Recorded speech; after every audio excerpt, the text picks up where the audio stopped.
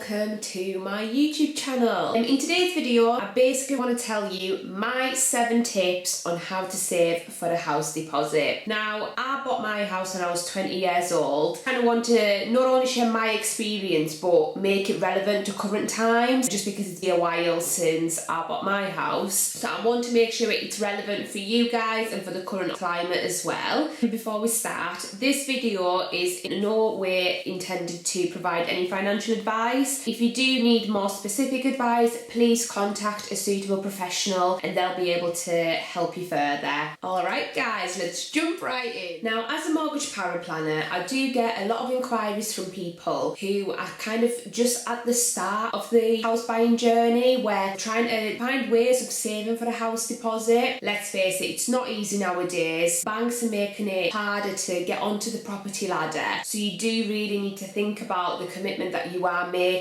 when you are looking to purchase a house. Now, a lot of banks right now are actually looking for a 15% deposit rather than 10 or 5 like it used to be. When I bought my house, I only had to put down a 10% deposit, and the area that I live in made that a lot easier as well, because the house prices are a lot lower than the likes of Manchester, London especially. So my tips will be kind of general stuff that you can apply to your day-to-day life. However, the amount you save is completely up to you. It's dependent on your earnings and it's dependent on your expenditure. Now, let's face it, coronavirus has caused havoc everywhere. Property ownership is something that a lot of us aspire to have in this country. You can't beat having your own space, no parents twining at you when your room's a bit messy.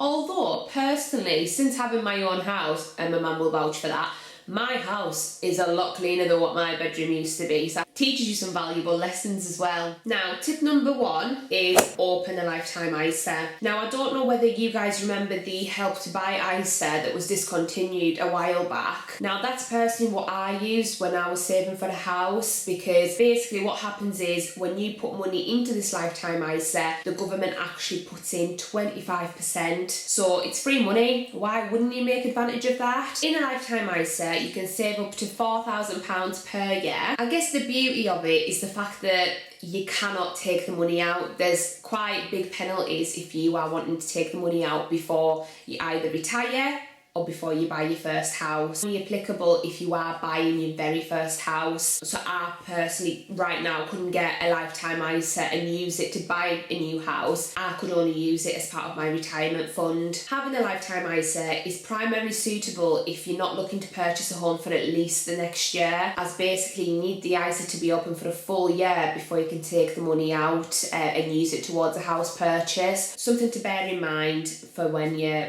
looking to open one. I would definitely highly recommend getting one, because ultimately the government is giving you money towards your first home and you don't have to pay that back or anything like that. In terms of the best place to get one at this moment in time is the Nottingham Building Society. I've actually just opened one for my boyfriend as he's looking to buy his first house. The application process was so simple. You go online onto the website, click apply online, fill out your personal information. It literally takes about 5 to 10 minutes to get everything sorted. The only thing to be aware of with this one is when you nominate your bank account, make sure that is the account that you're going to be making your deposits from, otherwise it will get rejected. Also, if you have a building society account, once again be careful, because sometimes what happens is they send it from a different account and once again it gets rejected. It happened to my boyfriend. His main bank account was with the Cumberland. Now, he set up obviously his nominated bank account as his Cumberland details, which ended up bouncing back because they had sent it from an account that was completely different. Clearly their internal procedure, however, it obviously stopped his money reaching his account. So just be mindful of that, and I would say probably open a separate current account with a major bank and nominate them. Tip number 2,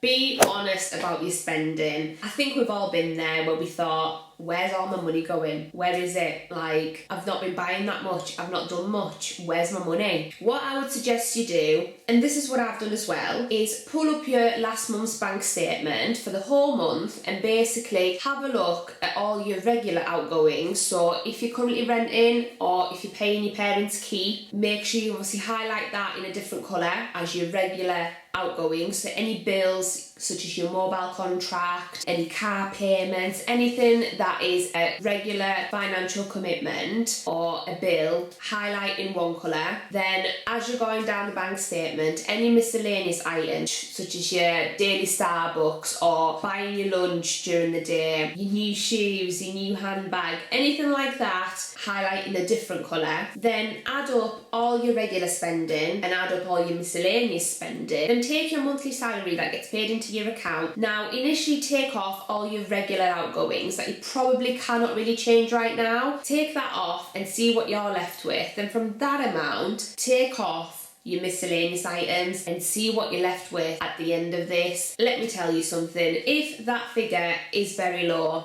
we need to talk. It's important to enjoy life, don't get me wrong, like you don't want to be sat at home doing nothing all the time just because you're saving for the house. However, there is a balance to be had, and if you're spending all your money straight away on items that you probably don't need, on things that you could potentially do without, then you should probably do so. So no, Patricia, you do not need that new Gucci belt. Come on girl. Tip number 3 is to transfer your savings as soon as you get paid. Now this is key. Honestly, trust me on this one. So with the lifetime ISA, as I mentioned before, you cannot access that money for at least a year. What that means is once you transfer money into that account, that's it locked away and that's your savings and you don't have to worry about it, and the rest that's in your account is yours to spend. The best way to do this is to set up a standing order on your current account for the amount that you want to transfer into your savings. With the lifetime ISA, you can save up to £4,000 a year. Now that roughly equates to about £333 a month. You can transfer the whole thing in every month, or you can kind of pick and choose how much you can transfer. You might want to save more than that.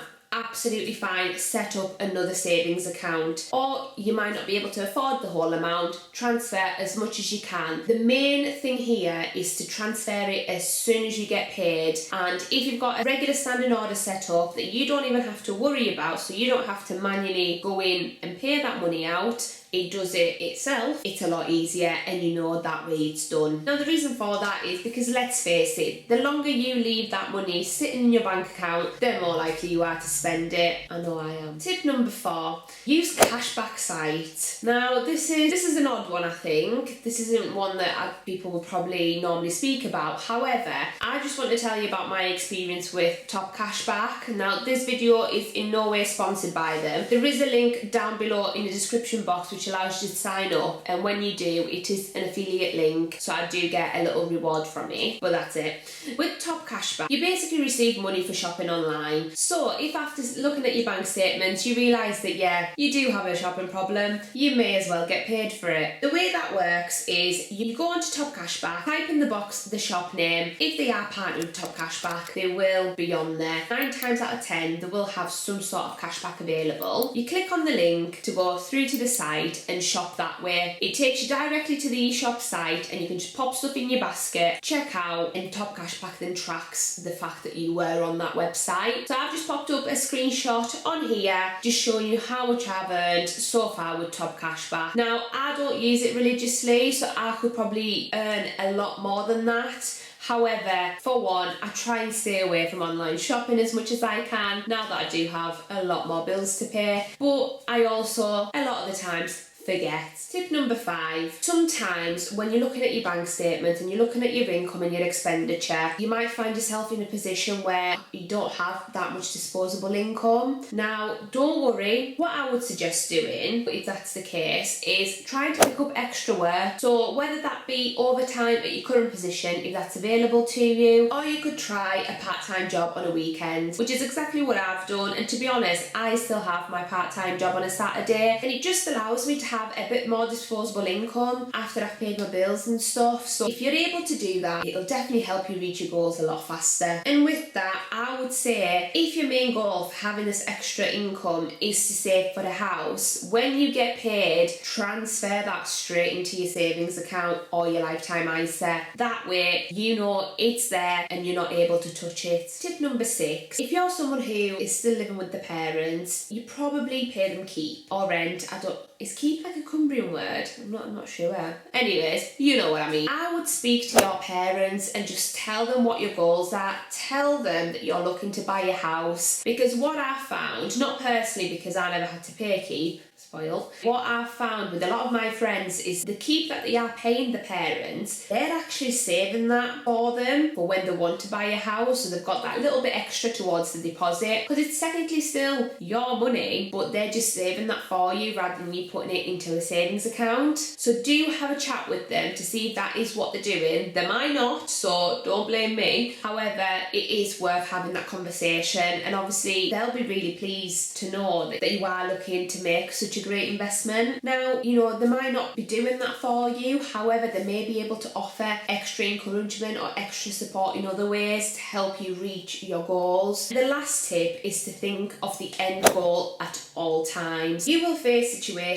where, you know, your friends want to go out on a night out, second weekend in a row, and last weekend you'd actually spent £100. This weekend you most likely will spend another £100. Now that's £200 in 1 month that you could have saved rather than basically chucked away. I know a lot of people have the whole fear of missing out, but ultimately if you have the bigger goal in your head, just think about all the parties you can have when you've got your own house, when you haven't got your parents twining, when you can do whatever the hell you want. I'm going to tell you straight off, it is not easy saving for a house deposit, especially in the current climate when lenders are wanting 15%. It is hard work, and property prices are constantly rising as well, meaning the 15% becomes more and more. So it is important for you to save as much as you can now to give yourself the best chance of actually getting onto the property ladder if that is ultimately the goal. So think longer term and it will pay off, but you have to put the work in. Nothing comes easy, I'm afraid. So guys, these are my 7 tips on how to save for the house deposit. I don't think I've told you anything new in that video that you probably don't already know. However, it's important to reiterate those messages, and if you are really serious about wanting to buy a house, you are going to have to put the work in and you are going to have to cut back on stuff to be able to save as much as you can. But as I say, the lifetime ISA is something that I would definitely consider, because you are getting free money and you are getting that extra help from the government. I hope you enjoyed this video, and I'd love to hear your thoughts in the comment section down below. If you could support my channel by giving this video a big thumbs up, and also if you could subscribe to my channel, that would mean the absolute world to me. There will be more videos on finance and home ownership, as well as other lifestyle tips and just my own experiences on different things. So it's definitely worth sticking around. It's got to be something for everyone. See you guys in the next one.